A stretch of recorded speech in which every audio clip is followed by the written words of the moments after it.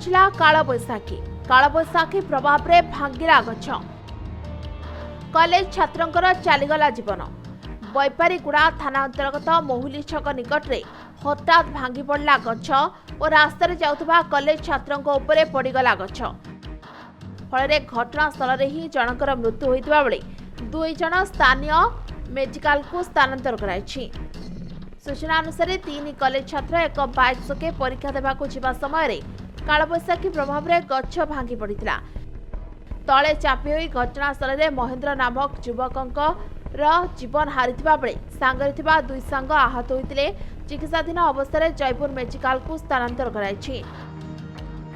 मृत छात्र बैपारीगुड़ा शहीद लक्ष्मण नायक डिग्री महाविद्यालय एक मेधावी छात्र बोली जनापड़ी।